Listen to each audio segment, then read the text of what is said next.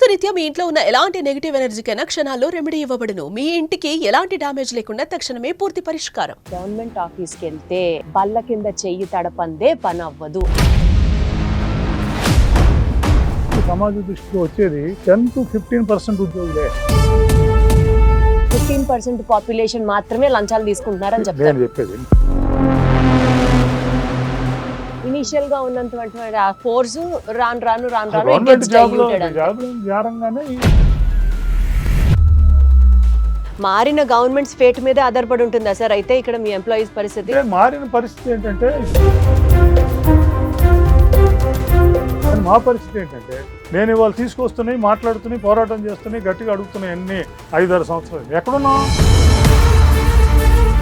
ప్రభుత్వ ఎంప్లాయీస్ కి ఇవ్వాల్సిన డబ్బులతోనే వీళ్ళ కూలీలు ఎగ్గొట్టి గవర్నమెంట్ స్కీముల కింద పంచుతున్నారు అని నేను ఎంప్లాయీస్ కు 30-40% వరకు ఉంచాలి. ప్రభుత్వాలు కళ్ళు మూసేసుకున్నాం. 4 లక్షల కోట్లు వీళ్ళకే అవుతున్నాయి అంటే that is your problem, not our problem. టైంకి గవర్నమెంట్ ఎంప్లాయీస్ కి జీతాలు వస్తున్నాయి. ఈ గవర్నమెంట్ వచ్చింది ఇవాళకి ఈఎంఐలు కట్టుకోలేని ఉద్యోగులు చాలా మంది ఉన్నారు. వాడు వెళ్ళి అప్పుకి వెళ్తాడు, 4 మాటలు పడుతున్నాడు. సెక్రటేరియట్ ఎంప్లాయీస్ కి మాత్రమే సాటర్డే సండే 2 రోజులు వాళ్ళకి సెలవు, మిగిలిన ఎంప్లాయీస్ అందరికి మాత్రం ఈ వ్యత్యాసం ఎందుకు సార్? సెలవు ఇచ్చిన అర్ధరాత్రి 11 మీకు దాని మీద సరైన నాలెడ్జ్ లేక, దాని మీద లోతైన అవగాహన లేక మీరు మాట్లాడుతున్నారు. అందరికీ నమస్కారం, నేను దీప్తి. ఈ రోజు నాతో షోలో గెస్ట్ లో ఉన్నారు APNGGO non gazetted and gazetted officers కి సంబంధించినటువంటి ఆర్గనైజేషన్ అధ్యక్షుడు విద్యాసాగర్ గారు ఉన్నారు. సార్ నమస్తే. నమస్తే దీప్తి. ఎలా ఉన్నారు సార్? బాగున్నాండి. సార్ మీరు బాగున్నారు, గవర్నమెంట్ ఎంప్లాయీస్ అందరూ బాగున్నారా? మేము ఎప్పుడో ఒకటి చెప్తుంటాం, సముద్రంలో అలలు, ఉద్యోగుల ఇబ్బందులు, డిమాండ్స్ నిత్యం వస్తూనే ఉంటాయి. ఒక అల వచ్చి వెళ్ళిపోయినప్పుడు ఎలా అది పరిష్కారం అయిపోయి మళ్ళీ ఇంకో అల వస్తుందో అట్లాగే మాకు సంబంధించినవి కూడా అలాగే ఉన్నాయి. ముఖ్యంగా గత 5-6 సంవత్సరాల నుంచి మాకు సంబంధించిన ఇబ్బందులన్నీ ఎక్కడ ఉండిపోయినాయి. అందుకని ఇప్పుడు మొత్తం అపరిష్కృతంగా ఉన్న వ్యవస్థ మొత్తాన్ని ఒక దీంట్లో రావడానికి it will take some time. అంటే ప్రస్తుతం ప్రశాంతంగా సముద్రం లేదంటారు. ఎప్పుడు అలలు వస్తూనే ఉంటాయి, అలలు అనేవి, డిమాండ్స్ అనేవి వస్తూనే ఉంటాయి, ఎప్పుడు ఉంటాయి కూడా. అవి బేసిక్ గా చెప్పండి సార్, ఒక కామన్ మ్యాన్ మైండ్ సెట్ ఎట్లుంటుందండి? గవర్నమెంట్ జాబ్ రావాలి రావాలి రావాలి అని వెయిట్ చేస్తారు. వన్స్ జాబ్ వచ్చిన తర్వాత జీతాలు రావట్లేదని ధర్నా, డిఎల్ రావట్లేదని గొడవ. కామన్ మ్యాన్ పర్స్పెక్టివ్ లో గవర్నమెంట్ జాబ్ అంటే ఏంటి సార్? అంటే దీప్తి గారు ఇక్కడ ఒక విషయం చెప్పుకోవచ్చు మనం. Right sir. మీరు సాఫ్ట్వేర్ చేసినా, ప్రైవేట్ ఉద్యోగం చేసినా, ఏది చేసినా ఇక్కడికన్నా ఒక 50% అమౌంట్ ఎక్కువ వచ్చినా తక్కువ వచ్చినా ఏది జరిగినా ఒక గవర్నమెంట్ జాబ్ అంటే జాబ్ సెక్యూరిటీ ఇస్ దేర్.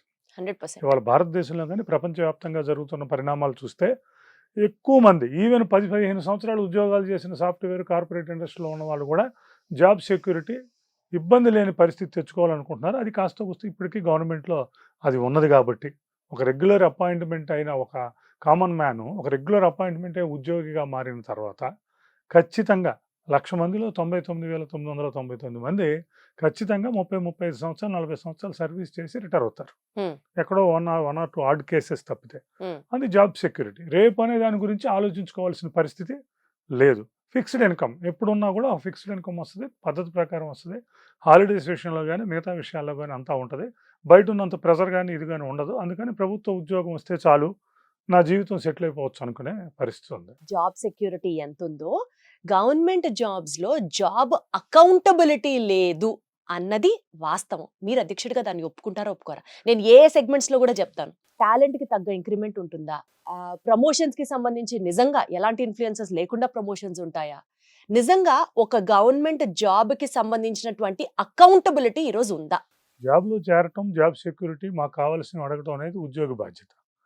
అతను అకౌంటబిలిటీలో పెట్టాల్సిన సిస్టమ్ని ఇవ్వవలసిన బాధ్యత ప్రభుత్వానికి. ఉద్యోగంలో జాబ్ అకౌంటబిలిటీ ఉందా లేదా అంటే అన్ని వ్యవస్థల్లాగానే ప్రతి వ్యవస్థలో మంచి చెడు ఉంటాయి. ప్రతి వ్యవస్థలో ముందుకు వెళ్ళటం, కొంచెం వెనక్కి రావటం ఉంటాయి. అట్లాగే ఉద్యోగ వ్యవస్థలో కూడా అకౌంటబిలిటీ, సిస్టానికి మించి అకౌంటబిలిటీలో పనిచేసే వాళ్ళు ఉన్నారు, అకౌంటబిలిటీ లేదు కాబట్టి దాన్ని కాస్త సాచివేతగా తీసుకుని ఎంజాయ్ టేక్ ఇట్ చేసేవాళ్ళు ఫర్ గ్రాంటెడ్ కూడా ఉన్నారు అంటారు. ఉన్నారు అది మనం ఏపీ ఎన్జిఓ తరఫున ప్రత్యేకంగా ఈ అకౌంటబిలిటీ కోసం మీరు ఏమన్నా ఒక యాక్షన్ ప్లాన్ పెట్టుకున్నారా sir? We have to strengthen this mechanism అని ఏమన్నా అంటే అనుకున్నారా? టైమ్ అండ్ అగైన్ మేము గవర్నమెంట్ చెప్తూ ఉంటాం, you can't change the individual, Hmm. You can't మా కాన్సెప్ట్ నేనే చక్కగా చెప్తాను, you can't change the individual అక్కడికక్కడ మనం ఏం చేయలేం, యూ చేంజ్ ద సిస్టమ్. మళ్ళీ system is nothing but the individuals కదా సార్? సిస్టమ్ అంటే ఒక ఇంప్లిమెంటేషన్. ఇప్పుడు ఇదివరకు మనకు ఒక ఐటీఐలోనో పాలిటెక్నిక్లోనో ఇంకో చోట సీటు కావాలన్నా, ఒక టీచర్కి ఒక ట్రాన్స్ఫర్ కావాలన్నా, మనం వెళ్ళి జడ్పీ చైర్మన్ ఇంకోటి దగ్గరికి వెళ్ళాలి, అక్కడ సీటు కావాలంటే మనం అన్నీ చేయించుకోవాల్సి వచ్చారు. బట్ 1986, 87 వచ్చినాక దీన్ని మొత్తం తీసేసి మెరిట్లో తీసుకొచ్చారు. దానికి ఒక లిస్ట్ వేయటం, దాన్ని తర్వాత ఆన్లైన్లో పెడతాం, ఇవన్నీ చేశారు. చేసినాక ఆ సిస్టమ్ పోయింది. ఎవరాలు అప్లై చేసుకోవటం, ఎవరు మెరిట్ అయితే వాళ్ళు కాలేజ్ సీట్ తెచ్చుకోవటం. అలాగే టీచర్స్ ట్రాన్స్ఫర్స్ ఒక ట్రాన్స్పరెన్సీ తీసుకొచ్చి దాన్ని మొత్తం చేసినాక ఇప్పుడు టీచర్స్ ట్రాన్స్ఫర్స్లో కానీ ఇంకో దాంట్లో కానీ వీళ్ళు చేయగలుగుతుంది ఏమీ లేదు. దానికి ఒక అకౌంట్ పెట్టారు, దాని పక్క సిస్టమ్ ప్రకారం ఇవాళ 2 లక్షల మంది టీచర్స్ ట్రాన్స్ఫర్ మొన్న అదే కదా సార్ ప్రాబ్లం, అంతా ఆ సిస్టమే కదా సిస్టమ్ సరిగ్గా పెట్టారు. అందుకని ఆ పనిచేయట్లేదు అనేది. సిస్టమ్ ఇవ్వవలసిన బాధ్యత, దాన్ని పాటించవలసిన బాధ్యత ఉద్యోగులది. దాన్ని ఇంప్లిమెంటేషన్ కరెక్ట్గా జరుగుతుందా లేదా అన్న పరిస్థితిని ప్రభుత్వంలో ఉన్న పెద్ద యంత్రాంగం అంతా కూడా చూసుకోవాలి. ఇక మీరు సంఘపరంగా అడిగారు కాబట్టి మేము ఎప్పుడైతే డిమాండ్స్, ప్రివిలేజెస్ వీటన్నిటి మీద మాట్లాడతామో మేమైతే తప్పనిసరిగా ఇప్పుడు కాదు 30-35 సంవత్సరాల నుంచి సంఘంలో కానీ ఇంతమంది వేల మంది ఉద్యోగులతో ఉన్నాం, తప్పనిసరిగా బాధ్యత విషయం కూడా చెప్తాం. నిన్న తుఫాన్ వచ్చినప్పుడు కూడా సంఘపరంగా 2 బాధ్యతలు ఉంటాయి. ఉద్యోగిగా మన బాధ్యత చేయండి అని అడుగుతున్నాను నేను. అట్లాగే అందరికి ఉంటుంది. ఒకవేళ Citizen. ఉద్యోగిగా మన బాధ్యత సరిగ్గా గనక ఎవరన్నా నిర్వహించకపోతే సంఘం తరఫున మీరేమన్నా వాళ్ళ మీద సీరియస్ యాక్షన్స్ తీసుకునేది ఉందా? అంటే Do we have it? Action తీసుకోవాల్సిన బాధ్యత ప్రభుత్వానిది. నిజంగా తప్పు చేసిన వాళ్ళను, సాచివేతగా ఉన్న వాళ్ళను సరైన అకౌంటబుల్ లేకుండా తీసుకున్న మీద గవర్నమెంట్ కనుక తీసుకుంటే నార్మల్గా తప్పు ఒప్పు 2 ఉంటాయి. ఇందులో కూడా తప్పు చేయకుండా కూడా యాక్షన్ తీసుకునే పరిస్థితులు అక్కడ ఉన్న లోకల్ పరిస్థితుల్లో తీసుకుంటారు. తీసుకొచ్చినప్పుడు మేము దాన్ని ప్రొటెస్ట్ చేస్తాం, అతన్ని ప్రొటెక్ట్ కూడా చేస్తాం. కానీ ఇప్పుడు మీరు చెప్తున్న కేటగిరీకి సంబంధించిన వ్యక్తులు వచ్చినప్పుడు వ్యవస్థ దానిపైన అది చేసుకుంటున్నప్పుడు మేము ఎక్కడా కూడా ఆ వ్యవస్థకు అబ్స్టికల్గా కానీ దానికి అడ్డంగా కానీ వెళ్ళం. ఏపీ ఎన్జిఓ సంఘం కానీ ఏపీ జేఏసీ కానీ తప్పనిసరి పరిస్థితుల్లో ఏ పరిస్థితిలో కూడా దానికి వెళ్ళదు. ఎంత బాధ్యతగా ఉండాలని చెప్పినా ఒకటి చెప్పండి సార్, గవర్నమెంట్ ఎంప్లాయీ గవర్నమెంట్ ఆఫీస్కి వెళ్తే బల్ల కింద చెయ్యి తడపందే పని అవ్వదు అన్న స్టేట్మెంట్ ఎందుకు వస్తుంది సార్? 10 లక్షల మంది 8.5 లక్షల మంది ఉద్యోగులు ఉన్నారు. ఉన్నప్పుడు మీ అకౌంటబిలిటీలోకి ఈ ప్రజల దృష్టికి, సమాజ దృష్టికి వచ్చేది ఒక 10 to 15% ఉద్యోగులే. మిగతా 80% మంది పబ్లిక్ సంబంధం లేకుండా, నేను చెప్తున్నా 80% మంది ఉన్న 8.5 లక్షల ఉద్యోగుల్లో 80% మంది పబ్లిక్ అకౌంటబిలిటీతో సంబంధం లేకుండా, పబ్లిక్ ఇంటర్ఫేస్ లేకుండా, పబ్లిక్ ఫ్రంట్ డెస్క్ లేకుండా పనిచేసే వాళ్ళు ఉన్నారు. వాళ్ళు రాత్రి మగళ్ళు పనిచేస్తున్నారు. వాళ్ళ ఒక స్టాఫ్ నర్సు అంటే కేవలం ఒక 10%, 15% పాపులేషన్ మాత్రమే లంచాలు తీసుకుంటున్నారని నేను చెప్తారు. చెప్పేది. మీరు అడుగుతున్నారు, మీరు చెప్పింది వాళ్ళకి వెళ్తుందా అని. మేమేమంటున్నాం, 80%, 90%కి వెళ్తుంది, 100% వెళ్తుంది. 80-90% కి వెళ్తుంది సార్, అంతవరకు నాకు అర్థమైంది. కానీ అసలు ఈ లంచం అనే ఈ సిస్టమ్ ని మనం అబాలిష్ చేయడానికి ఎలాంటి ప్రాక్టీసెస్ తీసుకుంటున్నాం? నేను అదే చెప్తున్నా, ఒకవేళ లంచం అనే సిస్టమ్ ఉద్యోగుల దాంట్లో లేకుండా ఉండాలంటే అంటే ఒక మార్పు ఉద్యోగి దగ్గరికి పబ్లిక్ ఇంటర్ఫేస్ లో మనిషి వస్తాడు, మీరు అన్నట్టు అతను ఏదైనా ఆశిస్తాడు, అతనికి అదంతా జరుగుతుంది. ప్రభుత్వం దాన్ని సిస్టమైజ్ చేస్తుంది. రేపు నుంచి ఉద్యోగి దగ్గరికి రాడు, ఇంకొకళ్ళ దగ్గరికి వెళ్తారు, లేకపోతే పబ్లిక్ ఇంటర్ఫేస్ చేస్తున్నాం, ఆన్లైన్ లో పెట్టేస్తున్నాం, ఈ సర్వీసెస్ ని క్యాష్ సర్టిఫికేట్ ఆన్లైన్ లో పెడుతున్నాం, ఇప్పుడు వాట్సాప్ గవర్నెన్స్ తీసుకొస్తున్నాం, మొత్తం దాంట్లోనే ఉంటుంది. వాడు అప్లై చేస్తే మనం జాబ్ చార్టర్ ఇస్తున్నాము, సిటిజన్ చార్టర్ ఇస్తున్నాము, 24 hours లో అయిపోవాలి. ఇదంతా గవర్నమెంట్ ఇంట్రడ్యూస్ చేసినటువంటి ఒకటి విధానాలే నేను తప్ప చెప్తున్నది, ఆ సిస్టమైజ్ చేస్తున్నప్పుడు ఎటువంటి ఇబ్బంది వచ్చినా అది ప్రజలకు మంచి జరిగే పరిస్థితి, అవినీతిని తగ్గించే పరిస్థితి ఉన్నప్పుడు we are welcoming it and we are adapting it. ఒకటి అది మేము చేస్తున్నాం. అటువంటిది వచ్చినప్పుడు అడాప్ట్ చేస్తున్నాం. మార్పును సహించదు నార్మల్గా, ఉద్యోగస్తుడు కూడా సహించడు అన్న మనకున్న ఇది అవుతుంది. కానీ కాలానుగుణంగా ప్రజలకు సర్వీస్ అందించే విషయంలో జరుగుతున్న సిస్టమైజేషన్ ఇచ్చేస్తున్నాం.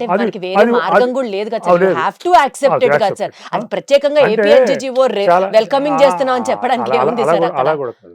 ఈ చేసే పరిణామాల్లో అనేకం తీసుకుంటది గవర్నమెంట్. అందులో కొన్ని విషయాల్లో ప్రొటెస్ట్ వస్తుంది ఉద్యోగుల నుంచి.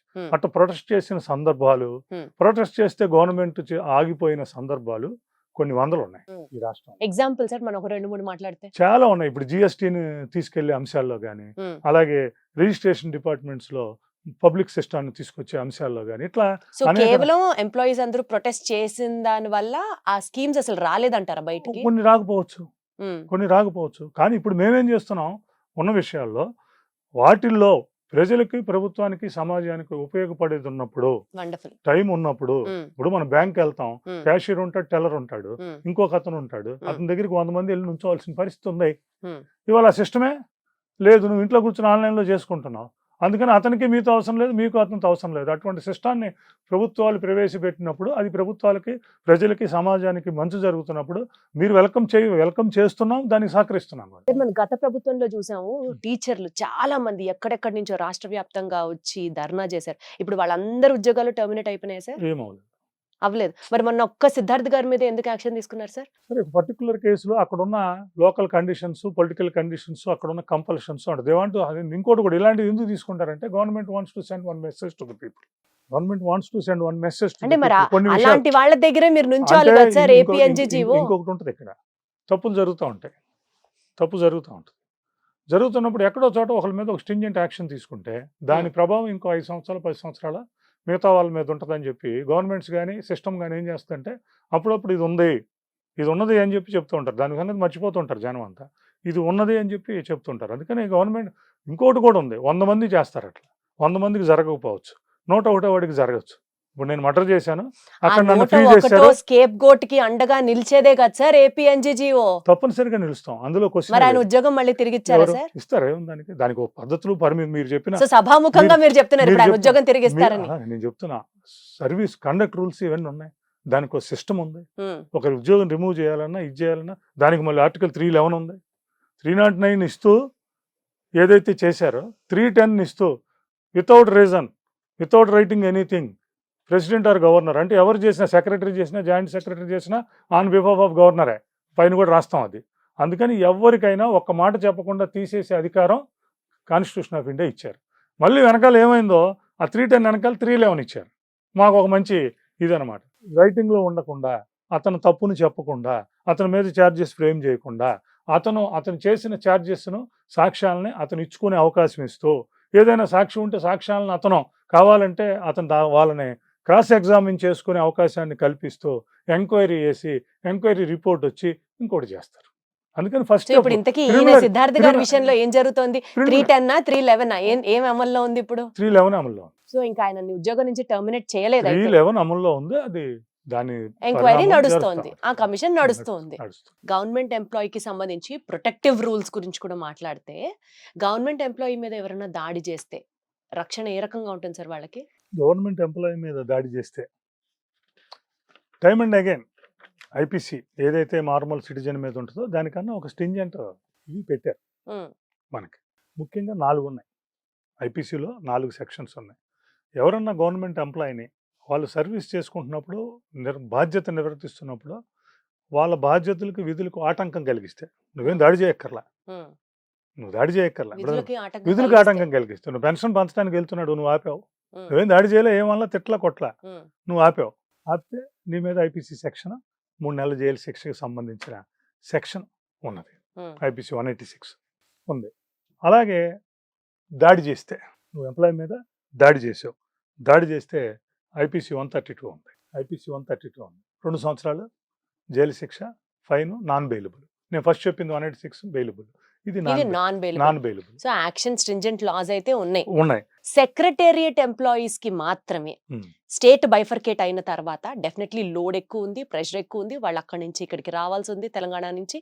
ఇవన్నీ పుట్ ఇన్ టు కన్సిడరేషన్ ఇవాళకి 10 ఏళ్ళు అయినా కూడా సాటర్డే సండే 2 రోజులు వాళ్ళకి సెలవు, మిగిలిన ఎంప్లాయీస్ అందరికీ మాత్రం పాపం 6 రోజులు కష్టపడాల్సిందే, ఒక్కొక్క సందర్భంలో 7 రోజులు కష్టపడాల్సిందే. రోడ్స్ డిపార్ట్మెంట్ తీసుకోవచ్చు, ఇంజనీరింగ్ డిపార్ట్మెంట్స్. ఈ వ్యత్యాసం ఎందుకు sir? Head of the department లో 6,000 మంది ఎంప్లాయీస్ ఉన్నారు, సెక్రటరియట్ లో 1,200 మంది ఉన్నారు. ఈ 7,200 మంది ఎంప్లాయీస్ కి సర్టన్ ప్రొవిజన్ ఇచ్చారు, 24% హెచ్ఆర్ఏ. ఎప్పటిదాకా sir provision? Government keep on extending the provision. అంటే ఇది ఇక్కడ బయాస్డ్ గా కనిపించట్లేదా అంటున్నాను సార్. అందరు ఎంప్లాయీస్ ఒకటే కదా సార్ గవర్నమెంట్ కి. ఒక ఇబ్బంది ఉంది దీప్తి గారు, జర్నలిస్టులకి ఒక 3 సంవత్సరాల పాటు ఒక ప్రివిలేజ్ ఇచ్చారు, వెల్కమింగ్ ఇట్. తర్వాత ప్రభుత్వం 4వ సంవత్సరం కూడా ఇస్తున్నామని ఆర్డర్ ఇచ్చింది. అవునా జర్నలిస్టులు అందరూ ఒకటే కదా సార్. అవునా జర్నలిస్టులు అందరూ వెల్కమ్ చేస్తారా చేయరా?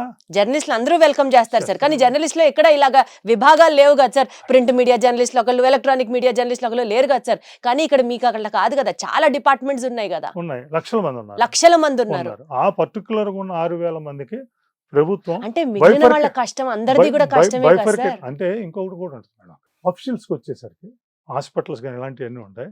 మీరు 5 days 4 days చేస్తే పబ్లిక్ ఇంటర్ఫేస్ ఉంటుంది. ఎక్కడ కింద అంటే ఒక వ్యక్తి వచ్చి నీ దగ్గర సర్వీసెస్ తీసుకుంటాడు. వెటర్నరీ డిపార్ట్మెంట్ ఉంది, ఒక వ్యక్తి గేదెను తీసుకొచ్చి నీ దగ్గరికి వస్తాడు. ఆ డిపార్ట్మెంట్ 5 రోజులు 4 రోజులు పనిచేస్తే ఆ 3 రోజులు ఆ సర్వీసెస్ అన్ని పోతాయి. బట్ వేరే సెక్రటరీ వీటికి వచ్చేసరికి పబ్లిక్ ఇంటర్ఫేస్ ఉండదు. ఒక సామాన్య మానవుడు వచ్చి నాకు ఈ కార్డు కావాలి, నాకు ఈ క్యాస్ట్ సర్టిఫికేట్ కావాలి, లేకపోతే నా గేదెకి ఇది చేయాలి, నా హాస్పిటల్లో నాకు ఇది ఇవ్వాలి, నాకు ట్రాన్స్పోర్ట్లో నాకు రిజిస్ట్రేషన్ ఇవ్వాలి, లైసెన్స్ ఇవ్వాలి, రిజిస్ట్రేషన్ చేయించుకోవాలన్న సర్వీసెస్ సెక్రటరీలో ఉండవు. అక్కడ విధానపరమైన నిర్ణయాలు ఇక్కడ నుంచి వెళ్ళిన దాని మీద తీసుకుంటారు. అవి ఏమైంది ఇప్పుడు ఇదివరకు లేకుండా ఈ ఫైల్ అక్కడికి వస్తున్నా, దాని మీదకి వస్తున్నా. అక్కడికి వచ్చేసరికి ఏమైంది, ఈ ఫైలింగ్ పెట్టారు. వాళ్ళకి సర్వీసు ఫీల్డ్ ఉండవు, వాళ్ళకి అంత ఫైలింగ్ దీంట్లోనే ఉంటారు. ఇప్పుడు ఏం జరుగుతుంది మీకు అర్థం కావట్లేదు. 5 రోజులు అని మీరు అంటున్నారు. ఎప్పుడైతే ఈ ఫైలింగ్ సిస్టమ్ వచ్చిందో సెక్రటరీస్ కానీ, ప్రిన్సిపల్ సెక్రటరీస్ కానీ, కింద కానీ, సెక్షన్ ఆఫీసర్స్ కానీ అందరూ మీకు చెప్తున్నాయి. వాళ్ళ 6వ రోజు 7వ రోజు కూడా వాడు ఎక్కడ కూర్చున్నాయి, వాళ్ళ ప్రపంచీకరణ మన ముఖ్యమంత్రి గారే చెప్తున్నారు, ఇంట్లో కూర్చొని కూడా పని చేయొచ్చు అని. ఒక ఫైల్ వెళ్తే సెక్రటరీలో ఉన్న ఎంప్లాయీ వాడు ఇంటికి వెళ్ళినా, ఇంటికాడ కూర్చున్నా, బయట కూర్చున్నా, మళ్ళీ ఎక్కడ సిట్టింగ్లో కూర్చున్నా, ఇంటికి వెళ్తే ఆ ఫైల్ రాగానే ఇతనికి ఇది వచ్చేస్తుంది. ఇతనికి 6 ఫైల్స్ ఉంటాయి. అంటే హాయిగా ఇంట్లో కూర్చొని కూడా పని చేయొచ్చు అంటారు. అదే చెప్తున్నారు కదా. వర్క్ ఫ్రమ్ హోమ్ అంటే ఏంటి? వర్క్ ఫ్రమ్ హోమ్ ఏంటి? అది మేము చేయొచ్చా? హాస్పిటల్లో ఉన్నాడు చేయగలుగుతాడు ఇంట్లో కూర్చుని, ట్రాన్స్పోర్ట్ వాడు చేయగలుగుతాడు ఇంట్లో కూర్చుని, వెటర్నరీ వాడు చేయగలుగుతాడు ఇంట్లో కూర్చుని. బట్ ఎగ్జిక్యూటివ్ ఎవరైతే ఉన్నారో వాళ్ళకి చేసే పని వచ్చింది. నేనేం చెప్తున్నాను, 2 రోజులు సెలవు ఇచ్చిన అర్ధరాత్రి పథకం. మీరు చూడండి ఒక్కసారి ఫైల్ సిస్టమ్, నేను చెప్పాను కాదు, ఫైల్ సిస్టమ్ ఒక వారం రోజులు చూడండి. సోమ మంగళ బుధ గురువులో ఎలా ఫ్లో ఉంటుందో శని ఆది కూడా అంత ఫ్లోనే ఉంటుంది. మాకు డిఏ ఫైల్ ఉంది, శనివారం వచ్చింది. మనం ఆ డిఏ అంటే పాపం వాళ్ళు ఇంట్లో కూర్చొని కూడా పని చేస్తున్నారు అంటారు. పాపం అని చెప్పటల్లా, 5 రోజులు 6 రోజులు వాళ్ళకున్న వే ఆఫ్ వర్క్ అది ఉన్నది. మీ గవర్నమెంట్ ఎంప్లాయీస్ కష్టాన్ని కూడా ప్రభుత్వం దాకా తీసుకెళ్లడం, ప్రభుత్వానికి నచ్చ చెప్పడం, ప్రభుత్వాన్ని ఒప్పించడం, తిరిగి మళ్ళీ వీళ్ళకి లాభం చేయడం కూడా మీ బాధ్యతే కదా. అంతకు మీరే చెప్పారుగా, పొద్దున్న లేచిన కాడి నుంచి మీరు డిఏలు ఉద్యోగాలు, బేసిక్స్, పిఆర్సీలు ఇవన్నీ అడుగుతూనే ఉన్నారు కదా. మీరు చెప్తున్న బాధ్యత అదే అడుగుతున్నారు. అంటే అడిగితే అయిపోయిందా సార్? ఎంత బాకీ ఉంది సార్ ఇప్పటికి గవర్నమెంట్ కి? మీకు ఇవ్వాల్సినవి చెప్పండి ఊరికనే సరదాగా. సబ్జెక్టు కరెక్షన్ నాకున్న కౌంట్ కానీ మీరు చెప్పండి కరెక్ట్ గా. 30,000 కోట్లు బాకీ. Exactly sir. ఎన్నిసార్లు అడిగితే మీరు అధ్యక్షుడిగా అయిన తర్వాత కానీ, గత అధ్యక్షులు కానీ ఎన్నిసార్లు అడిగితే ఎంత పర్సెంటేజ్ నెరవేరింది చెప్పండి సార్. నేను అధ్యక్షుడిగా అయినాక, రైట్ సార్, నేను ప్రధాన కార్యదర్శి అధ్యక్షుడు అయినా గత 5 సంవత్సరాల నుంచి పేమెంట్ జరగల. 5 సంవత్సరాలు జరగల. మా జీపీఎఫ్, మా ఏపీజీఎల్ఐ, మా గ్రూప్ ఇన్సూరెన్స్, మా సిపిఎస్ కంట్రిబ్యూషన్, ఇవన్నీ 3 ఏళ్ళు 4 ఏళ్ళ నుంచి పేమెంట్ జరగల. గ్రాట్యుటీలు ఇవన్నీ పెండింగ్ ఉన్నాయి. 32,500 కోట్లు పెండింగ్ ఉన్నాయి. మేము వచ్చినాక జీపీఎఫ్, ఏపీజీఎల్ఐ, నేను చెప్తున్న CPS contribution, federal charges, group insurance ఇవన్నీ అప్డేట్ అయ్యాయి. మీరు వచ్చిన తర్వాత అప్డేట్ అయినాయి. నేను ఓపెన్ గా చెప్తున్నా, అప్డేట్ అయినాయి. ప్రతి నెల జీపీఎఫ్ లో ఏపీజీఎల్ పెట్టుకుంటున్నారు. ఇప్పుడు పెట్టుకున్న నెల 10 రోజులు వచ్చేస్తాయి. ఇదివరకు 2 సంవత్సరాలు 3 సంవత్సరాల దాకా కూడా రాలే. ఇప్పుడు ఆ 2-3 సంవత్సరాలు ఏదైతే పెండింగ్ ఉందో ఆ పెండింగ్ అన్ని తీసుకొచ్చి పెట్టాం. డిఎల్ గురించి అక్కడికి వస్తున్నా. నెక్స్ట్ సరెండర్ లీవులు 10 సంవత్సరం ఇస్తారు మాకు. ఈ 70 ఏళ్ళలో ఎప్పుడు ఇబ్బంది లేదు. ఫస్ట్ టైం 2021-22 నుంచి స్టార్ట్ అయింది ఇబ్బంది. 2022లో స్టార్ట్ అయిన ఇబ్బంది ఇవాళ వరకు ఒక బిల్లు చెల్లించాల. ఇవాళ వరకు 2022 నుంచి ఇవాళ వరకు ఒక బిల్లు చెల్లించాల. భారతదేశం ఎక్కడా లేదు, ఇక్కడ ఈ రాష్ట్రంలోనే ఉంది. అది లాస్ట్ టైం జరిగింది. అది 2022. ఇప్పుడు ఏం చేస్తున్నాం, మొత్తానికి ఆ సరెండర్ లీవ్ బిల్స్ కొట్టమని చెప్పాం ముఖ్యమంత్రి గారికి. అది 6,000 కోట్ల రూపాయలు ఉంది. అది ఇబ్బంది అవుద్దంటే ముందు పదవి విరమణ చేసిన అలా కొట్టండి. వాళ్ళు రిటైర్ అయిపోయారు, 30-40 ఏళ్ళు సర్వీస్ చేశారు. వాడు రిటైర్ అయ్యి ఇంట్లో ఉన్నాడు. వాడికి 3 ఏళ్ళు 4 ఏళ్ళ క్రితం సరెండర్ లీవ్ కూడా మీరు ఇవ్వకపోతే, రిటైర్ అయిన అక్కడ 10 నెలల 5 వస్తుంది సరెండర్ లీవ్, 300 వరకు. అది కూడా ఇవ్వకపోతే ఎట్లా వాళ్ళకి చేయండి అన్నాం. ఇప్పుడు గత 2 నెలల నుంచి 2022 క్లియర్ చేయించాం, 2023 క్లియర్ చేయించాం, 2024 కూడా ఇప్పుడు క్లియర్ అవుతుంది. రిటైర్ అయిన వాళ్ళ సంగతి మాట్లాడుతున్నారు.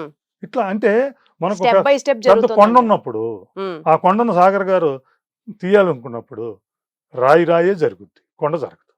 ఇప్పుడు రాయి తీస్తున్నాం, 30% దాకా వచ్చాం. నాకు 60-70 వెళ్తాం. But it will take time. We will get the things but in a slow pace. At least ఆ ప్రాసెస్ స్టార్ట్ అయినందుకు we are very happy. Start అయింది. ఇప్పటికి 12,000 కోట్ల రూపాయలు out of 30,800 crores 12,000 crores clear అయిపోయింది అంటారు. సభాముఖంగా చెప్తున్నారు మీరు ఈ మాట. మీ ముందే చెప్తున్నా, ఓపెన్ గా చెప్తున్నా, రోజు ఇదేమో చెప్తా ఉంటాను. ఉమ్. ఇప్పుడు నేను చెప్పిన అంశాల్లో ఏదైనా క్లియర్ అయిపోతే అడగండి. అందుకనే సార్ ఆ అంశం గురించి మాట్లాడతాను. డిఏ గురించి అడిగాను. సరెండర్ లీవ్లు ఉన్నాయి, ఉద్యోగస్తులు సరెండర్ లీవ్స్ ఓకే మీరు ఉద్యోగస్తులు చెప్పారు. రాలి అదే చెప్తున్నాం. గ్రాట్యుటీ ఉంది 1 year నుంచి, ఇప్పుడు 2.5 సంవత్సరాలు పెండింగ్ ఉంది. ఇప్పుడు 1 year నుంచి వచ్చింది, పోయిన నవంబర్ దాకా పెండింగ్ ఉంది. దాన్ని కూడా జీరో చేయమంటున్నాం. మా భాషలో జీరో చేయటం అంటే ఇక్కడ 3 సంవత్సరాలు 4 సంవత్సరాలు 5 సంవత్సరాలు ఉన్నది ఇవాళకి తీసుకొచ్చి ఇక్కడ నుంచి ఇదివరకట్లాగా ఒక 5 సంవత్సరాలు 6 సంవత్సరాల కింద ఎలా జరిగిందో ఎప్పుడు బిల్లు పెట్టుకుంటే మరుసటి రోజు వచ్చింది. డిఏలకు సంబంధించి సార్ బేసిక్ శాలరీ మీద మనకి ఆంధ్రప్రదేశ్ గవర్నమెంట్ ఎంప్లాయీస్ కి ఎంత పర్సెంటేజ్ ఇస్తున్నారు చెప్పండి. అంటే ఇక్కడ ఒకటి ఉంది దీప్తి గారు, ఉమ్. ఇంత పర్సెంటేజ్ అనేది ఉండదు. ఉమ్. అది కాస్ట్ ప్రైస్ ఇండెక్స్ ప్రకారం, ఉమ్. పెరిగిన రెక్కల ప్రకారం, ఉమ్. ఇన్ఫ్లేషన్ ద్రవ్యోల్బణం ప్రకారం, ఎగ్జాక్ట్లీ సార్. ద్రవ్యోల్బణం ప్రకారం, రైట్ సార్. ద్రవ్యోల్బణం ప్రకారం right right. Central government fix చేస్తుంది. సెంట్రల్ గవర్నమెంట్ ఫిక్స్ చేస్తే ఎంత ఫిక్స్ చేసింది సార్ ఆంధ్రప్రదేశ్ కి? దాన్ని అంటే ఎవ్రీ 6 months కి ఒకటి ఫిక్స్ చేస్తారు. Right sir. మంది ఇప్పుడు ఏది నడుస్తుంది సార్? ఎప్పుడు ఫిక్స్ చేసింది నడుస్తుంది? 2024 రైట్ సార్. జనవరి ఫస్ట్ హాఫ్ నడుస్తుంది. అంటే ఎంత సార్? 3.64%, 3.64% సార్. అంటే టోటల్ చెప్పండి సార్. 37% దాకా సార్ 37% అమల్లో ఉందా సార్ ఆంధ్రప్రదేశ్ లో? ఉంది. లేదు మన సార్. ఇచ్చిన డిఏతో ఉందండి. అంటే గతంలో ఏదైతే ఉందా దీప్తి గారు? It is there, it is there. Sir Madhya Pradesh లో ఎంత సార్ ఇది డిఏ క్యాలిక్యులేషన్? అన్నిటికి దాదాపు ఒకటే ఉంటుంది. ఎక్కడుంది సార్? 38%, 42%, అహ్మదాబాద్ 47%. ఆంధ్రప్రదేశ్ ఎక్కడ సార్? ఇప్పుడు మీరు చెప్పినట్టు 37 కూడా అమల్లో లేదు సార్. ఇంకోటి ఉంటుంది, నేను చెప్తానండి. సార్ నేను చెప్తానండి మేడం, మీకు దాని మీద సరైన నాలెడ్జ్ లేక, దాని మీద లోతైన అవగాహన లేక మీరు మాట్లాడుతున్నారు. Madhya Pradesh DA, Paschim Bengal DA, Delhi DA, Andhra Pradesh DA ఒకటి ఉండదు సార్. నేను అనేది ఇంకోటి కూడా చెప్తున్నా, ఆంధ్రప్రదేశ్ లో 5 సంవత్సరాలకు ఒకసారి వేతన సవరణ, అర్థమవుతుందా? మధ్యప్రదేశ్ లో 10 సంవత్సరాలకు ఒకసారి వేతన సవరణ. అవునా? ఇద్దరం ఒకసారి వేతన సవరణ చేసుకున్నాం సపోజ్ 2025లో. అవునా? 5 సంవత్సరాలు డిఏ వస్తుంది, వాళ్ళు 35% వెళ్తుంది, వాళ్ళది నాది 35% వెళ్తుంది. నాకు 5 సంవత్సరాల తర్వాత వేతన సవరణ జరిగి ఈ 35 కలిసిపోయి 0కి వస్తాను. నేను బేసిక్ పెరుగుద్ది, 0కి వస్తా. వాడు 35లో ఉంటాడు, వాడు 35లో 38, 40 వెళ్తూ ఉంటాడు. నేను 0 నుంచి 20, 15 వెళ్తూ సార్. మీరు చెప్పే క్యాలిక్యులేషన్ నాకు అర్థమవుతుంది సార్. కానీ ఆంధ్రప్రదేశ్ లో మీరు ప్రామిస్ చేసి చెప్తున్నటువంటి 37% డిఏ ఏదైతే ఉందో అది ఎంప్లాయీస్ కి రావట్లేదు అన్నది ఒక ఆర్గ్యుమెంట్. అందుకని నేను అంత స్ట్రాంగ్ గా మాట్లాడుతున్నా దాని గురించి. ఇక్కడ ఆర్గ్యుమెంట్స్ కాదు మేడం, శాలరీసే టైం కి రావట్లేదు, డిఏ అరియర్స్ ఇంకా ఉన్నాయి. ఇది ఎంప్లాయీస్ దగ్గర నుంచి వస్తున్న మాటే నేను క్వశ్చన్ లో రాశాను. మీరు గతంలో ఇచ్చిన ఇంటర్వ్యూస్ కింద కామెంట్స్ మీరు ఒక్కసారి చదివితే జనాలు వాళ్ళ యొక్క ఒపీనియన్స్ ని కామెంట్ రూపంలో ఎలా పెట్టారో అదే నేను ఇవాళ క్వశ్చన్ లా చేసి మిమ్మల్ని అడుగుతున్నాను. ఇది 3.64% ఉంది, which leads to which totals to 37%. something 37. I am not sure about that particular point, but on that 100%. Andhra Pradesh లో ఇన్ఫ్లేషన్ ని బీట్ చేసేటువంటి కరెక్షన్ అయితే ఉంది మనకి. ఇప్పుడు 37% అయితే ఇస్తున్నారు అని మాట్లాడుతున్నారు. ఆంధ్రప్రదేశ్ లో కాదు, ప్రతి రాష్ట్రంలో ఉంది అది. నేనేం చెప్తున్నాను, 1 జనవరిన 3.64% ఇన్ఫ్లేషన్ బీట్ చేస్తూ ఇచ్చారు. 1 జూలై 2024కు 2.7% ఇచ్చారు. మొన్న జనవరి 25కు 1.78% ఇచ్చారు. ప్రభుత్వం బడ్జెట్ పెట్టుకునేటప్పుడే, మేము ప్రభుత్వానికి కూడా అదే చెప్తాం, బడ్జెట్ పెట్టుకునేటప్పుడే ప్రభుత్వం రేపు వచ్చే సంవత్సరం బడ్జెట్ ఉన్నప్పుడు వీళ్ళకి 2 డిఏలు వస్తాయి. ప్రతి 6 నెలలకు ఒకసారి కరెక్షన్ జరుగుద్ది. కరెక్షన్ మినిమం 4%, 5%, 6% 2 కలిపి ఉంటుంది. అందుకని ఆ 5% ప్రొవిజన్ పెట్టుకుని ఈ జీతాలకు 1,00,000 రూపాయలు అయితే ఈ 5% కూడా పెరుగుతుంది కాబట్టి వచ్చే సంవత్సరం 1,05,000 పెట్టుకుంటుంది. గవర్నమెంట్ పెట్టుకుంటుంది కానీ 5 రూపాయలు ఇవ్వట్లేమా? అదే కదా ప్రాబ్లం. 5 రూపాయలు ఇవ్వట్లేదు. దానికే మీరు ఏం చేస్తున్నారు అన్నదే నా పాయింట్. ఇక్కడ ప్రాబ్లం ఏమొచ్చిందంటే, మొన్న మాకు డిఏ ఇచ్చారు, దాని ఏరియర్స్ రిటైర్మెంట్ తర్వాత ఇస్తామన్నారు. అది ఎప్పుడు జరగదు. దాని మీద పెద్ద అప్లాజ్ ఉద్యోగుల నుంచి. మేము కూడా ఖచ్చితంగా చెప్పాం గవర్నమెంట్కి, this is not the way to deal the thing. DA arrears ఇప్పుడు ఇవ్వాలి, వచ్చే 4 నెలల తర్వాత ఇవ్వాలి. కానీ మేము రిటైర్మెంట్ అంటే ఒక ఉద్యోగి రిటైర్ అయితే 20,000 పట్టచ్చు, 25,000 పట్టచ్చు. అంటే ఇప్పుడు రావాల్సిన ఇన్ఫ్లేషన్లో నేను దెబ్బతిన్న అంశాన్ని నువ్వు 30 సంవత్సరాల తర్వాత మాకు ఇస్తే మేమేమవుతాం? ప్లస్ ఇప్పుడు కనుక ఇస్తే మళ్ళీ 6 నెలల తర్వాత వచ్చేది కూడా రిటైర్మెంటేగా. అంటే మా 20 సంవత్సరాల్లో 40 డిఏలు వస్తాయి, 40 రిటైర్మెంటేగా. అంటే ఉద్యోగం ఏం జరుగుతుంది? అందుకని the first of its kind GO in here. అది దాని ప్రభుత్వం దగ్గరికి వెళ్ళాం, 24 గంటల్లో దానికి సవరణ తీసుకొచ్చాం, ఇచ్చేసాం. ఇదే same situation it is happen in 2019-20. ఎప్పుడు కూడా డిఏ ఇస్తారు, కొంచెం లేట్ అవుద్ది, ఒక 6 నెలలు 7 నెలలు 8 నెలలు ఇచ్చినప్పుడు 8 నెలల ఏరియర్స్ జీపీఎఫ్లో వేస్తారు. దట్ ఈస్ ద సిస్టమ్, సాంప్రదాయం నడుస్తుంది అది. ఇయర్ స్టే కదా. ఎక్కడ సార్ ఎక్కడ డిలే వచ్చింది జీపీఎఫ్ లో వేస్తారు 2019-20 వరకు ఏ డిఏ ఇచ్చినా ఒక నెల 2 నెలలు లేకపోతే 6 నెలలు సంవత్సరం డిలే అయితే ఆ 11-12 నెలల ఎరియర్స్ బకాయిలు ఉంటాయి కదా 3.64 into 12 months రైట్ సార్ అది మా జీపీఎఫ్ లో వేస్తారు. పెన్షనర్స్ కి డబ్బులు ఇస్తారు వాళ్ళకి జీపీఎఫ్ ఉండవు కాబట్టి. ఈ వాళ్ళ రోజున గవర్నమెంట్ తర్వాత- ఎలా రియాక్ట్ అవుతుంది సార్ ఆ తర్వాత 9 డిఏలు వచ్చాయి కదా ఈ పరిస్థితి ఉండేది కాదు కదా. ఈ- ఇవాళ గవర్నమెంట్ ఏంటి మాకు ఎక్కువ ఇబ్బంది ఉంది దీప్తి గారి ఇక్కడ. ఉద్యోగులంతా కూడా మీరు చెప్తున్న ఉద్యోగులంతా కోరుకుంటాం మాకు 4 ఇస్తే 1 ఏంటి సాగర్ గారు 2 తీసుకురండి అంటారు. ఇంకోటి తప్పు కూడా కాదు కామన్ ఎంప్లాయీ. నేను చెప్పినట్టు 80% మంది ఏం లేకుండా ఉన్నారు.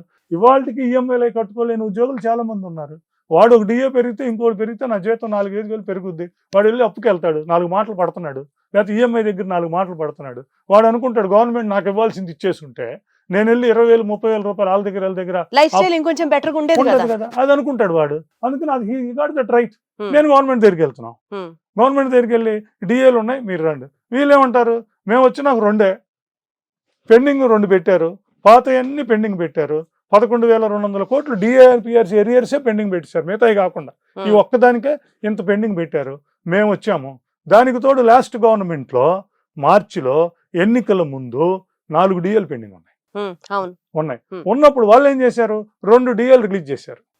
రిలీజ్ చేస్తే ఏం చేశారు పేపర్ మీద ఈ డిఏలు జూన్లో అండ్ ఆగస్టు 2024లో వర్తిస్తాయి అని ఇచ్చారు. అంటే ఆ రోజు నువ్వు ఉత్తర్వులు ఇస్తూ ఎప్పటి నుంచి ఎఫెక్టివ్ ఇది ఆగస్టు 2024 నుంచి ఎఫెక్టివ్ ఎరియర్స్ కాదు మంత్లీ ఎఫెక్ట్ అయ్యేది ఆగస్టు 24 నుంచి. తర్వాత గవర్నమెంట్ మారిపోయింది నెలలో ఈ గవర్నమెంట్ వచ్చింది జూన్లో 1 డిఏ ఆగస్టులో 1 డిఏ వీళ్ళు ఇవ్వకుండా వాళ్ళు ఏదైతే ఆర్డర్స్ ఇచ్చారో మార్చిలో దాని మీద ఈ 2 డిఏలు వీళ్ళు ఇస్తున్నారు. ఇప్పుడు 12 నెలలు అవ్వగానే అసలు మీరు వచ్చిన 1 డిఏ కూడా ఇవ్వకపోతే ఎట్లా అప్పుడు 2 ఇప్పుడు 2 4 అయినాయని మేము అడుగుతున్నాం. మారిన గవర్నమెంట్స్ ఫేట్ మీదే ఆధారపడి ఉంటుందా సార్ అయితే ఇక్కడ మీ ఎంప్లాయీస్ పరిస్థితి? అంటే మారిన పరిస్థితి ఏంటంటే ఇప్పుడు ఎవరన్నా రాష్ట్ర అధ్యక్షుడిగా వస్తేనో ఇంకో చోట వస్తేనో లేకపోతే ముఖ్యం ఇదిగో వస్తేనో ఇవాళ నుంచి ఉన్న సమస్యల మీద పోరాడాలి. ఇవాళ నుంచి వచ్చిన సమస్యల మీద వెళ్ళాలి. ఇప్పుడు నుంచి మాకు రావాల్సిన వాటి మీద వెళ్ళాలి. కానీ మా పరిస్థితి ఏంటంటే నేను ఇవాళ తీసుకొస్తున్నాయి మాట్లాడుతున్నాయి పోరాటం చేస్తున్నాయి గట్టిగా అడుగుతున్నాయి అన్ని 5-6 సంవత్సరాలు ఎక్కడున్నాం 5 సంవత్సరాలు 4 సంవత్సరాలు 3 సంవత్సరాల కింద ఉన్నాం. ఇప్పుడు నేను కొట్టిస్తున్న సరెండర్ లీవ్ 2022ది. ఇప్పుడు నేను కొట్టించిన జీపీఎఫ్ 2.5 సంవత్సరాల క్రితం ఉంది.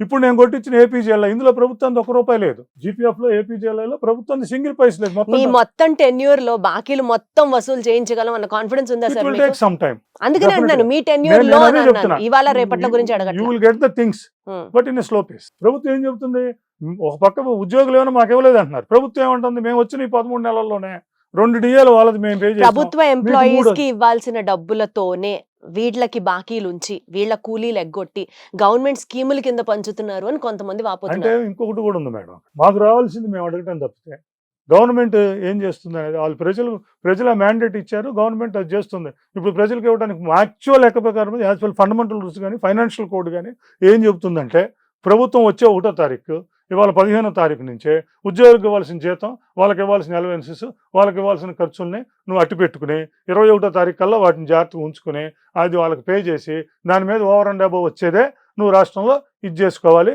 దానికి తగ్గట్టు ప్రభుత్వం యంత్రాంగము ఇప్పుడు తీసుకొచ్చిన రూల్ కాదు రైట్ ఫ్రమ్ బిగినింగ్ 60 సంవత్సరాల నుంచి ఉంది ప్రభుత్వం యంత్రాంగము. ఇది అంటే మీకు ఒక 100 రూపాయలు వస్తున్నాయి మీరు ఒక అపార్ట్మెంట్ లో అండర్స్టాండ్ సార్ మీకు 100 రూపాయలు వస్తున్నాయి వాళ్ళకి పని చేయడానికి మీరు ఒక 100 మందిని పెట్టుకున్నారు వాళ్ళ ఖర్చు 30 రూపాయలు ఉండాలా 40 రూపాయలు ఉండాలా 50 రూపాయలు ఉండాలి యూ హ్యావ్ టు డిసైడ్. నాకు 1,00,000 కోట్లు వస్తుంది వస్తే నేను ఎంప్లాయీస్కి 30-40% వరకు ఉంచాలి.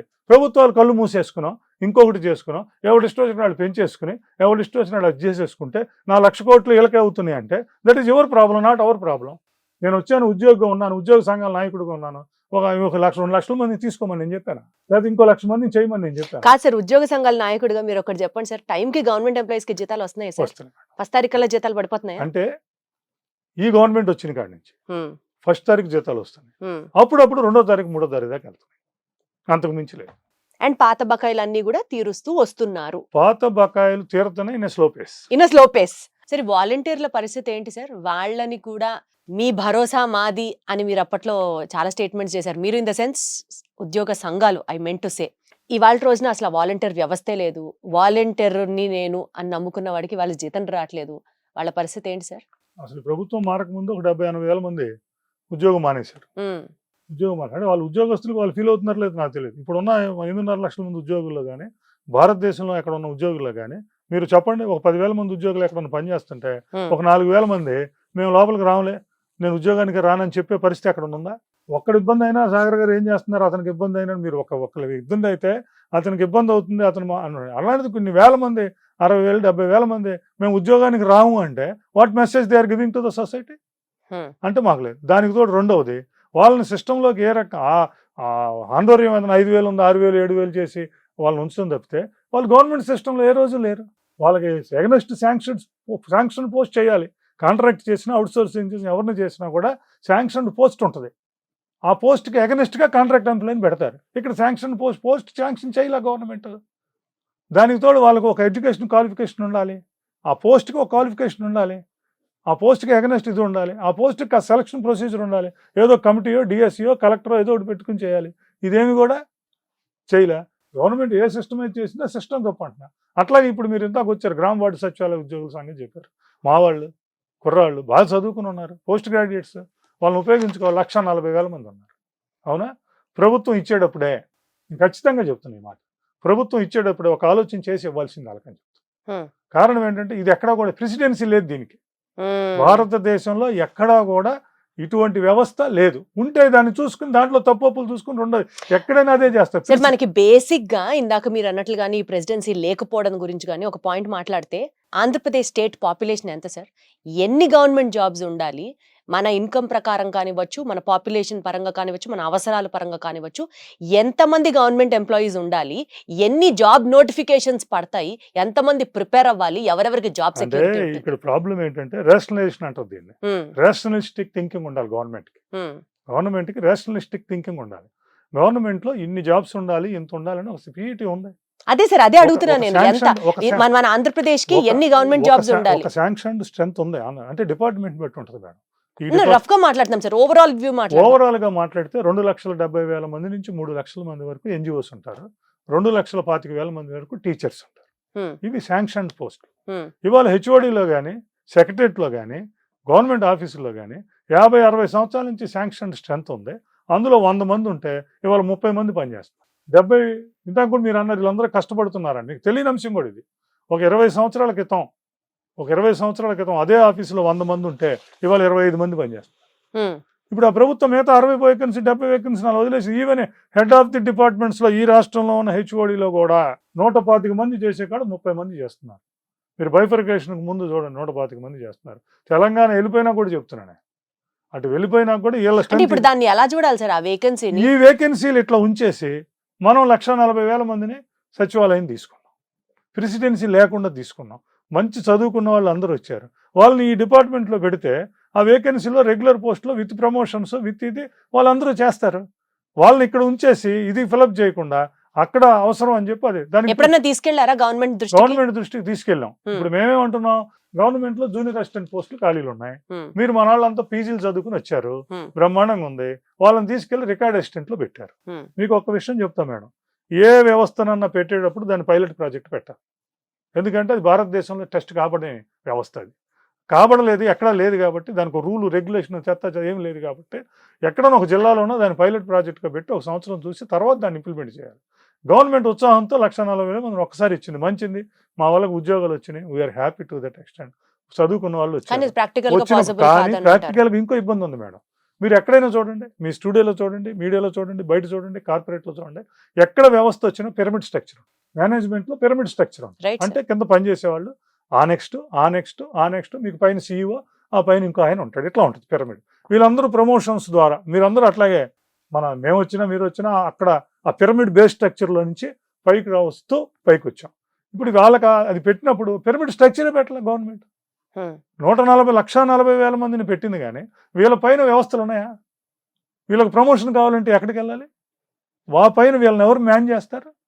అందువలన ఇప్పుడు ఎక్కడైతే పని లేదో, ఎక్కడైతే ఇది ఉన్నారో, ఎక్కడైతే టాలెంట్ ఉందో వాళ్ళని కొంత ఇప్పుడు 140,000 మందిలో ఒక 25,000 మందిని 30,000 మందిని ఇటు సర్దితే కొంత స్ట్రీమ్ లైన్ ఆఫ్ అడ్మినిస్ట్రేషన్ జరుగుద్దని మేము ప్రభుత్వానికి చెప్తున్నాం. నేను వచ్చినా కూడా నేను టైం అండ్ గవర్నమెంట్ నుంచి రావాల్సినటువంటి బాకీలు క్లియర్ చేయడం దగ్గర నుంచి, ఉద్యోగస్తుల్ని ఆ డిపార్ట్మెంట్ నుంచి ఈ డిపార్ట్మెంట్ అవసరమైన చోటకి షిఫ్ట్ చేయడం దగ్గర నుంచి, ఇట్లా మీకున్నటువంటి గోల్స్, డిమాండ్స్ అన్ని పక్కన పెడితే సార్, రాబోతున్న సముద్రంలో నెక్స్ట్ అల్లం 6 months మనం బిగిన్ చేసుకునే ముందు సముద్రంలో అందుకనే సార్ ఒక కాలం గురించి డీటెయిల్ గా మాట్లాడాం కాబట్టి అలాంటి డిమాండే కాదు. ఇప్పుడు మీరు ఏం చెప్తున్నారు మా బాధ్యత, దీంతో డైలీ కొన్ని వందలు అదే సార్ ఉంటాయి. నెక్స్ట్ 6 months కి ఏపీ ఎన్జీజీఓ యాక్షన్ ప్లాన్ ఏంటి సార్? టాప్ 3 goals ఏం మాట్లాడతారు సార్? అంటే ప్రజల తరఫున, నాది గవర్నమెంట్ ఎంప్లాయీస్ తరఫున. అంటే మీరు ఎంప్లాయీస్ తరపున అడుగుతున్నారా, సమాజం దృష్టిలో అడుగుతున్నారా? ఎంప్లాయీస్ ఫస్ట్ అడుగుతున్నాను. ఎంప్లాయీస్ తరపున బకాయిని కొంతవరకు చేయించాం. ఇప్పుడు it is in pipeline జరుగుతున్నాయి. నెక్స్ట్ నిన్న కూడా మళ్ళీ సిపిఐ అన్ని కొట్టిస్తున్నాం.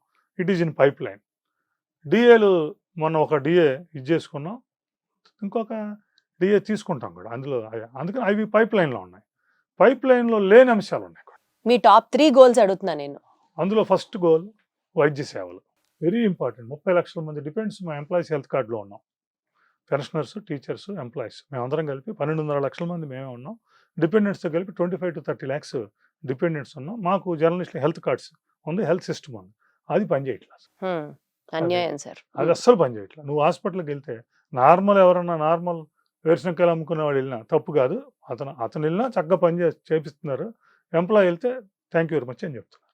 ఎంప్లాయీని ఎవరిని క్యాష్లెస్ ట్రీట్మెంట్ అనేది ఈ రాష్ట్రంలో 100% జరగటం లేదు. దాని మీద ప్రభుత్వ యంత్రాంగం కానీ ప్రభుత్వం కానీ దాని మీద దృష్టి పెట్టిన పరిస్థితి కూడా లేదు. అట్లాగే మేము డబ్బులు కడుతున్నాం, అందులో మాకు ఫ్రీగా చేయట్లా, మిగతా ప్రజలందరికీ ఫ్రీగా చేస్తున్నారు. మేము డబ్బులు కడుతున్నాం. మా జీతం నుంచి నెలకు 300 రూపాయలు మేము కడుతున్నాం, సంవత్సరానికి 3,600. అవసరమైతే ఇంకో 500 పెంచడానికి కూడా మేము సిద్ధంగా ఉన్నాం. కానీ హాస్పిటల్లో జరగట్లా. జరగకుండా ఏం చేస్తున్నారు, మీరు డబ్బులు పెట్టుకోండి రీఎంబర్స్మెంట్ చేసుకోండి అంటున్నారు. ₹1,00,000 మేము బిల్ తీసుకొచ్చుకుంటున్నాం, పెడుతున్నాం. సంవత్సరం వరకు దాని స్క్రూటినీ అవ్వట్లేదు. ఆ స్క్రూటినీ అయినాక మాకు వచ్చి మేము బిల్లు పెట్టుకుంటున్నాం. బిల్లు పెట్టుకుంటే సంవత్సరంన్నర వరకు మాకు డబ్బులు రావట్లేదు. అంటే ₹1,00,000 పెట్టి నువ్వు ట్రీట్మెంట్ తీసుకుని 2.5 సంవత్సరాల తర్వాత 30,000 వస్తుంది. అంటే ప్యాకేజ్ రేట్లు తక్కువ ఉన్నాయి.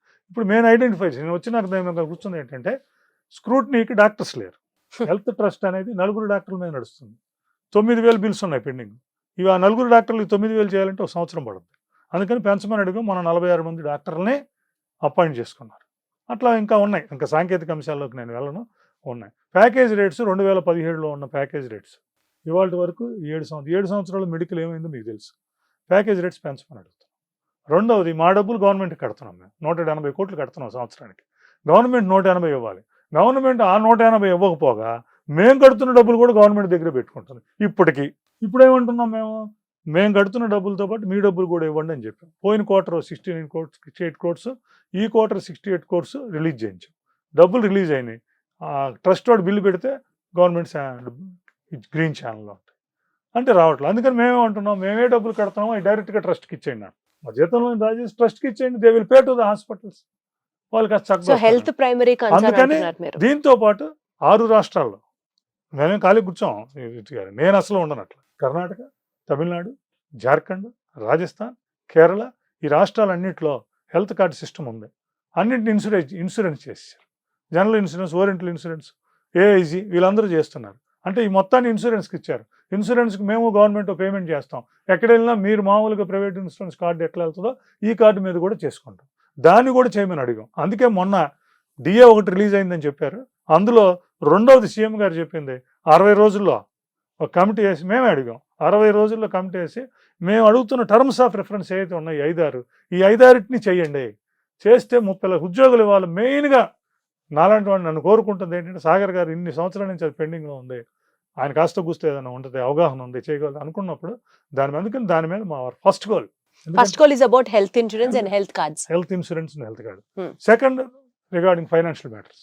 సరే, పైప్ లైన్ లో ఉన్నాయి, బట్ స్టిల్ పైప్ లైన్ లో ఉన్నాయి. పిఆర్సీ కమిటీ ఎంచుకోవాల్సిన బాధ్యత కూడా మా మీద ఉంది. 30 నెలలు అయింది.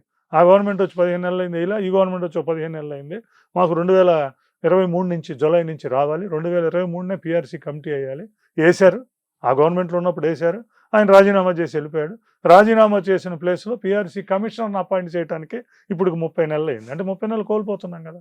అది ప్రతి నిమిషం ప్రతిరోజు ఉద్యోగులను ఇబ్బంది పెట్టింది. అందుకని ఆ ఫైనాన్షియల్ ఆస్పెక్ట్స్లో పైప్ లైన్లో కొన్నిటిని తీసుకొచ్చాం. ఇది మీ రాష్ట్ర ముఖ్యమంత్రి గారు కూడా మొన్న ఓపెన్గా ఆయన మీడియాలో చెప్పారు. మా మీద ప్రెజర్ తెచ్చారు వీళ్ళంతా, బాధ్యత నేను తీసుకుంటున్నాను, దాన్ని నేను చేస్తానన్నా. ఆయన ఆ మాట చెప్పారు కాబట్టి ఉన్నాం. But it is in our priority right priority PRC item PRC revision right PRC ఇది రిటైర్మెంట్ అయిన వాళ్ళకి Hmm. ముఖ్యంగా పదవీ విరమణ ఎవరు చేస్తున్నారో అట్లాగే పోయినసారి మాకు తగ్గించారు, హెచ్ఆర్ఏ కోసారు, పిఆర్సీ కోసారు, పెన్షనర్స్కి ఎడిషనల్ క్వాంటమ్ ఇప్పించాం, అది కూడా కోసారు. ఇట్లాంటివి ఉన్నాయి. వాటన్నింటినీ కాస్త కూస్తో పునరుద్ధరించుకుంటూ థర్డ్ గోల్ సార్ వస్తూ థర్డ్ ఇటువంటి ఉద్యోగుల యొక్క సర్వీస్ మ్యాటర్స్ మీద, ప్రమోషన్స్ మీద, గ్రామ వార్డు సచివాలయ ఉద్యోగులకి కొన్ని వాళ్ళకి కొంతమందికి అసలు ప్రమోషన్ ఛానలే లేదు. ఎగ్జాక్ట్లీ Promotion నేను ఫస్ట్ లో అడిగిన పాయింట్ అదే సార్. ప్రమోషన్ ఛానల్ ప్రమోషన్ రాకపోవటం వేరు. ఇప్పుడు నేను ఉన్నాను, నాకు 24 సంవత్సరాలు అయింది ప్రమోషన్ వచ్చి. I'm the happy man. ఎందుకంటే నా ముందు వెళ్తే కానీ నాకు రాదు, అది పోస్టులు తక్కువ ఉన్నాయి, నేను అక్కడ ఉన్నా.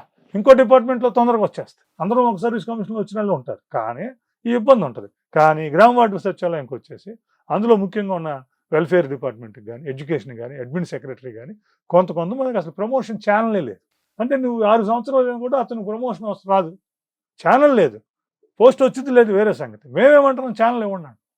వాళ్ళ లైన్ డిపార్ట్మెంట్ అండ్ వెల్ఫేర్ డిపార్ట్మెంట్లో, ఎడ్యుకేషన్ డిపార్ట్మెంట్లో, మున్సిపాలిటీలో వీటిలో ఛానల్ ఇవ్వండి. పోస్టులు 500 ఉంటాయి, ఇక్కడ 10,000 మంది ఉన్నారు, 500 మంది వెళ్తారు ముందు. అంటే ఒక దీపం అంటాను నేను. ఉద్యోగికి ఏం చూస్తాడు? నేను ఇందాక చెప్పాను, స్టూడెంట్ ఉద్యోగం అవ్వగానే వాడి జీవితం సెటిల్ అయిపోయింది అనుకుంటాడు. ఇంకా వాడికి ఇంకో జీవితం ఏమీ ఉండదు. కాంట్రాక్ట్ రూల్స్ కూడా అయ్యి చెప్తున్నాయి. నువ్వు బిజినెస్ చేసుకోకూడదు, ఇంకోటి చేసుకోకూడదు, లెండింగ్ చేయకూడదు, ఇవ్వకూడదు, ఇవన్నీ ఉన్నాయి. సరే, అవన్నీ జరుగుతున్నది వేరే సంగతి. ఇవన్నీ ఉంటే ఆ చట్టంలో ఉంటావు. ఉన్నప్పుడు వాడికి నెక్స్ట్ ఏంటి? ప్రమోషన్. ఆ ప్రమోషన్ లింకే లేకపోతే ప్రమోషన్ ఛానల్ ఒక దారి లేదు, వస్తారు తర్వాత సంగతి. అందుకని ప్రమోషన్ ఛానల్ ఇమ్మంటున్నాం. అది కూడా ఇంపార్టెంట్. మా హెల్త్ కానీ, పిఆర్సీ కానీ, అలాగే ప్రమోషన్ లింక్ కానీ, ఛానల్ కానీ, సర్వీస్ మ్యాటర్స్ మీద ఇంత Service matters ఖాళీలు మీద. ఉన్న పోస్టులు ఉన్నాయి. అది కూడా ఇబ్బందే. 100 మంది ఉన్న చోట 18 మంది చేస్తున్నారంటే వీళ్ళ మీద ఓవర్లోడ్, అన్ఎంప్లాయ్మెంట్ రెండు కనిపిస్తున్నాయి. బయట వచ్చిన వాళ్ళు ఇదివరకు కాస్త కూర్చు జరిగేది ఇప్పుడు జరగట్లేదు అన్న పేరు. దానికి కారణం నాకు తెలుసు, ఇక్కడ కూర్చున్న వాళ్ళం. అందుకని వీటన్ని ఇవి ప్రియారిటీ. ఫైనాన్షియల్గా ఉన్నట్లో పైప్ లైన్లోకి వచ్చిన దానికి కొంతవరకు హ్యాపీ. పైప్ లైన్లోకి రాని ఐటమ్స్ ఏ ఉన్నది దాన్ని పైప్ లైన్లో తీసుకురావాల్సిన పరిస్థితి ఫైనాన్షియల్గా. మిగతా బకాయిలు కానీ, పిఆర్సీ అంశాలు కానీ, ఎడిషనల్ క్వాంటమ్ ఇట్లాంటివి ఉన్నాయి అవి. రెండవది నేను చెప్పినట్టు ఫార్మోస్ట్ అనేది వైద్య సేవలు. వైద్య సేవల్లో ఎంప్లాయీ వెళితే ఇబ్బంది లేకుండా చేయించుకొచ్చే పరిస్థితి తేవాల్సిన పరిస్థితి ఉంది. కష్టమైన విషయం మా దగ్గర ముందున్న అపీల్ టాస్క్ అది. దాన్ని చేయగలిగితే ఎంప్లాయీస్ కూడా అంటున్నారు, అన్న కాస్త అటు ఇటు అయినా పర్లా, ఒక రోజు ఇదైనా పర్లా, రైట్ సార్. ఎంప్లాయీ దీని వరకు చేయండి అన్నారు. మూడోది వాళ్ళ సర్వీస్ మ్యాటర్స్ మీద, ప్రమోషన్ ఛానల్స్ మీద, అలాగే సర్వీస్ మ్యాటర్స్ని కొంచెం సస్పెన్షన్ ఉంది. ఇదివరకు సస్పెండ్ చేస్తే 6 నెలలకు రివ్యూ, 12 నెలలకు రివ్యూ. ఇప్పుడు మొన్న మార్పించాం దాన్ని, 4 నెలలకే రివ్యూ, 8 నెలలకే review. People are happy. Right sir. ఆ హ్యాపీనెస్ అలాగే కొనసాగాలని ఏదైతే ఇవి మన స్టేట్ మ్యాండేట్ ఇచ్చిందో గవర్నమెంట్ ని ఎన్నుకోవడంలో, అలాగే ఎంప్లాయీస్ అందరూ కూడా మిమ్మల్ని ఎన్నుకున్నారు కాబట్టి ఆ రెస్పాన్సిబిలిటీ మీరు 200% ఫుల్ఫిల్ చేస్తారు, చేయగలరు అని నమ్ముతూ thank you so much sir. Thank you. Wonderful talking thank to you you. Very much.